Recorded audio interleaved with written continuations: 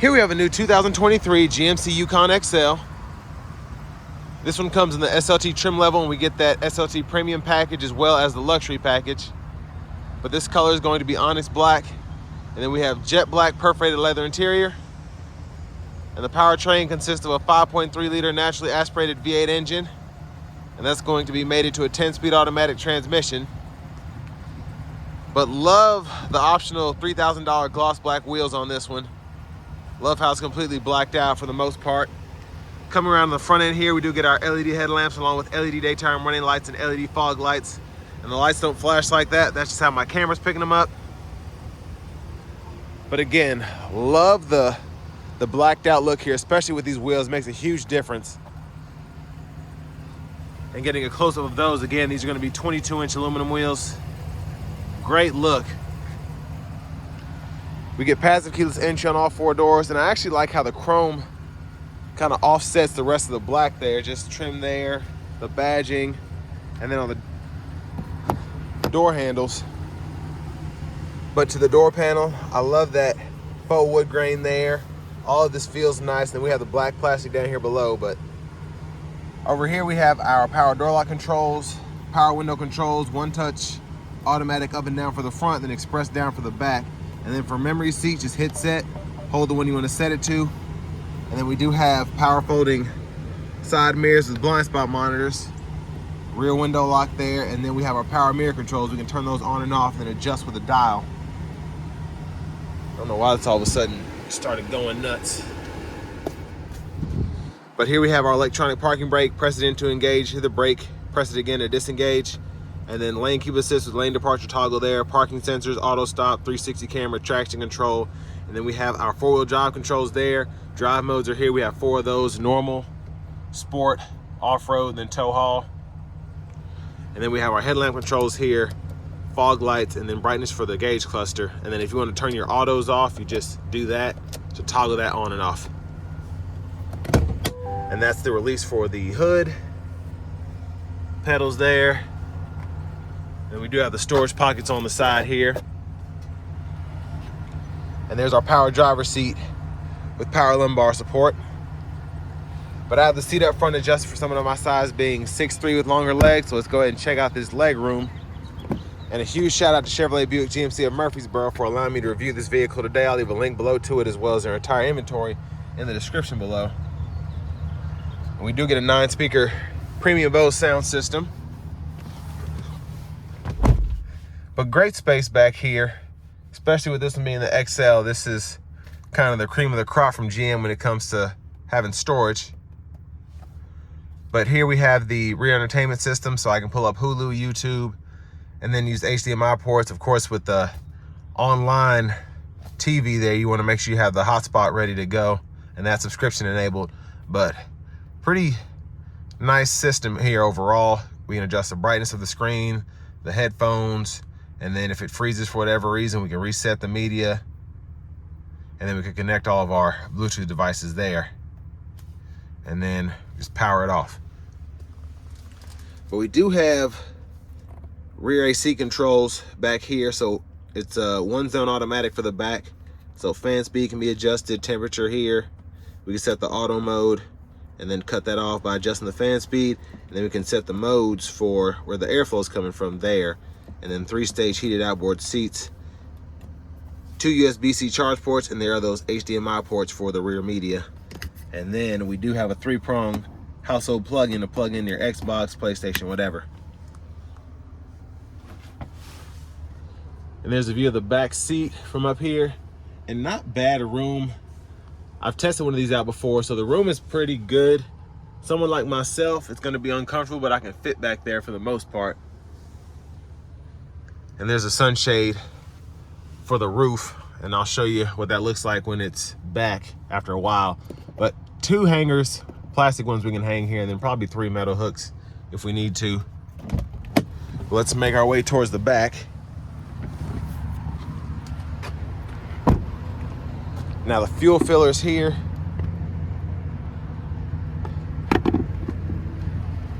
And then stepping back around, we do get our LED tail lights. And then looking underneath the vehicle, there's a spare tire there. There's the exhaust.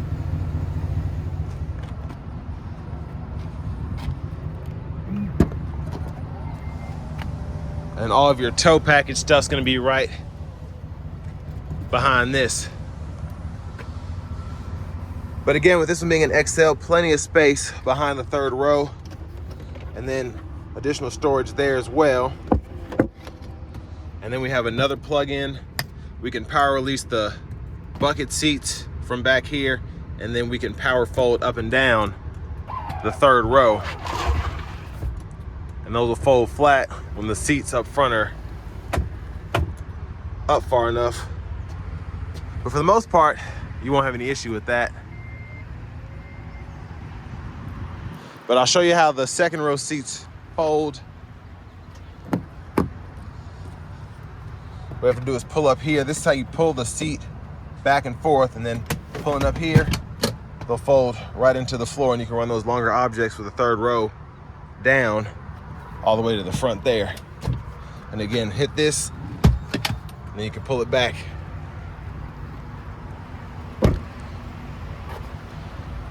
But I'm gonna go over the window sticker here. You all can pause anywhere you need to if you wanna take a closer look at anything.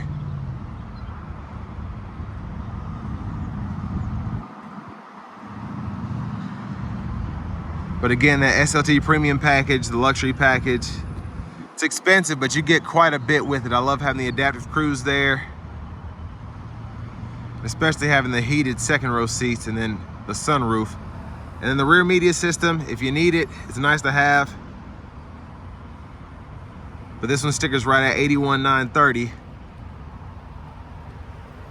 But let's take a look at this front passenger seat. Same adjustability as the driver's side. We get that same side pocket as well. And then we do have a lockable glove compartment here. Pretty good size storage compartment to fit everything you need. And again, love that trim there.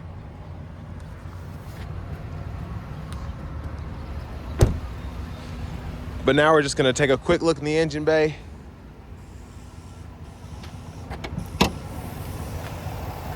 And there's the 5.3 liter V8. It's mostly covered up there, but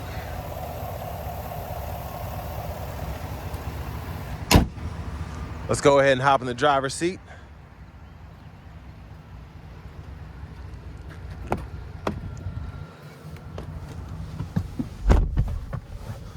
So nice leather wrap steering wheel here, and we can heat. There's the button for that there. And then over here to the screen here, I think this is a 10.2 inch screen. And I have the Google Maps up now. You do need a subscription with that. It's kind of working now because it's in the demo mode, but great system to use. You could type in or use speech to text to type in or to fill out whatever destination you want to go to. So Walmart, Target, SeaWorld, your house, whatever. Very easy to get that going. And then we do have shortcuts if you want to find the closest gas station or something like that. And it even shows you the prices so you can compare there. Now we do get AM, FM, XM radio along with Bluetooth audio, and then we get wireless Apple CarPlay, wireless Android Auto compatibility, and then we have podcasts, Google News, Alexa, all that's part of this new Google Assistant system. And then we have access to the Play Store to connect your phone, pretty easy to do. Add phone, and then it tells you what to do. You just pretty much go through it on your phone, and that's how you can hook up the wireless CarPlay, Android Auto as well. And then trailer light test, all of that's available to you. That's pretty much what this button does there as well. And then we do get dual zone automatic climate controls for the front. Again, we have the rear zone climate control. So altogether, tri-zone auto controls for the climate. And system's pretty responsive on the screen. Fan speed there, fan direction there. And then auto is there when you cut all these off. And then you can power the whole system down. And then sync, unsync, and then AC toggle. And then you have all those buttons as well down here. You can adjust the temperature for either side, sync and unsync, and then fan speed, fan direction. And then we do have our 3-stage heated cooled seats for the driver, front passenger, all down here. And then quick shortcuts if you want to use buttons instead of the screen for the radio. So you can turn this up and then mute there. And then we have the Wi-Fi hotspot as well, and you can control the rear media system too. And you can decide what's going on there if you want to lock the screen, share the screen, so whatever's playing is on both screens. So pretty nice. And then backup camera is here. And then we have guidelines that follow us as we turn the steering wheel. And then front camera there. You have the curbside view, trailer hitch view, all of that too. Now for the shifter, press P for park, pull up for reverse, press N for neutral, pull up here for drive, press L for the low gear, and then you can manually shift in that mode there, and it'll show you that right side of the gauge cluster underneath the drive mode. It'll tell you what gear you're in. Hazards are here. And then the USB-C, USB-A port there, 12 volt wireless charging pad, 2 cup holders, and then the center console cubby space here, USB-C, USB-A port, removable tray, and great storage in there, by the way. And then up here, we have our universal home remote. We can power fold that third row from up here as well. If you're getting something from Lowe's and you forgot to put the seat down, you don't have to get out. And then we can tilt, slide that sunroof, and then this is for the sunshade. And then OnStar controls are here. But I'm gonna one-touch slide this back.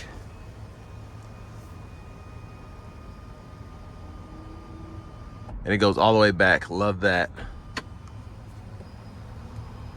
But there's a view of the back from up here.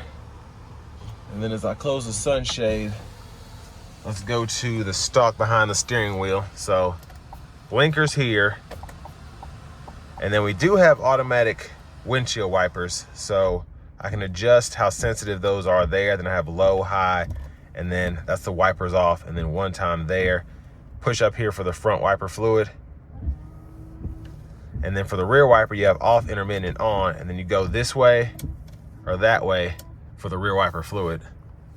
And then high beams, when the lights are on, you can toggle those on and off there, and then flash there. And then we have our cruise controls here. So we do get that adaptive cruise again. So you can toggle that on and off, adjust the speed, cancel there. And then the gap adjust for the forward collision alert and the adaptive cruise. You can control all that here.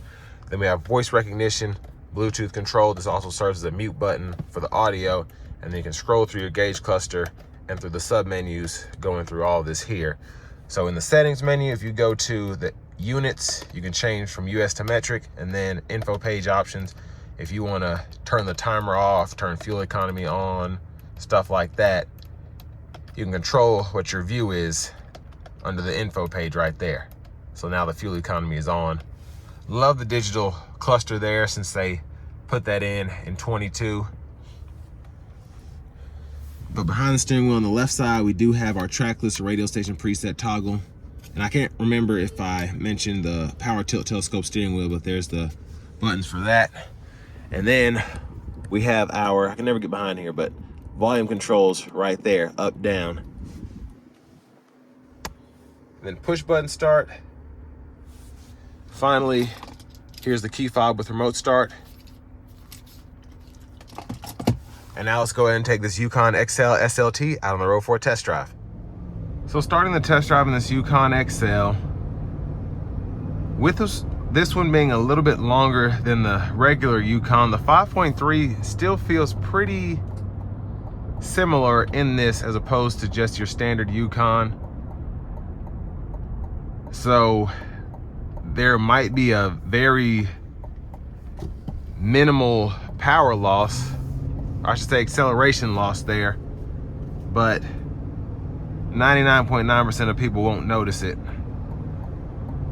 And I've driven several of these and I've never noticed a difference. And honestly, for something this big and as usable as it is,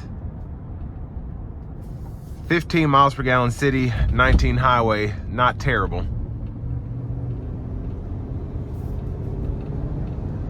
And like I always say,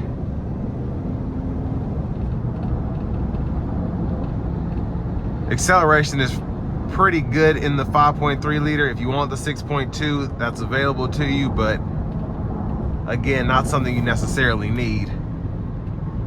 But I have the adaptive cruise on now, and then I'm showing the fuel economy there. So cruising right here, pretty flat surface, getting right at 18 miles per gallon.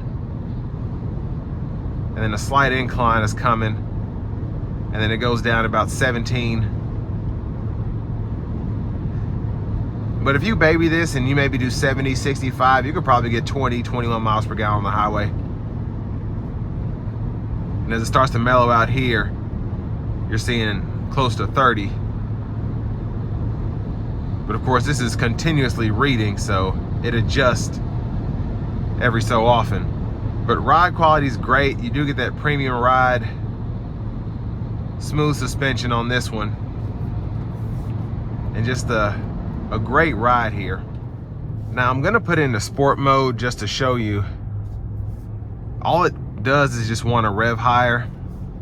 So when you come out of corners or you want hard acceleration, it's ready for you. Of course, I'm not gonna put my foot into it. It only has about 10 miles, but I like that even in sport mode, under light acceleration, it doesn't act nuts like some of the sport modes do. They just start redlining and all of that, and that's good for certain types of vehicles. But this one here, you're probably not going to you're not going to want to race people in this, so it's nice to have that additional pep when you need it, but you probably won't need it most of the time. But all in all, I mean, this one is pretty expensive. You can get an Expedition, you can get a Lexus LX, but honestly, for the space that you get in this, pretty much the only thing that's going to touch this is going to be an Expedition Max, a Navigator, something like that, just in terms of the space behind the third row, as well as the interior space for your passengers. And even an Armada or a Sequoia, I feel like you don't get as much with those, and you're getting pretty similar gas mileage.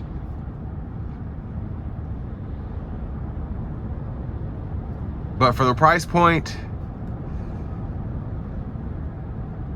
it's definitely not cheap, but all vehicles in this segment are going for mid-70s, 80 grand now for the luxury trim. And this isn't even a Denali, so it can get even more expensive than this. But again, I like how this one is spec'd out with a premium package, getting all the luxury package amenities as well. Because adaptive cruise, it's a big plus for me. Sunroof is a big plus for me. Heated and cooled seats as well. And you don't get onboard navigation, but these days everybody's using their phones anyway, so why pay extra for it? But a nice luxury SUV, especially if you need space.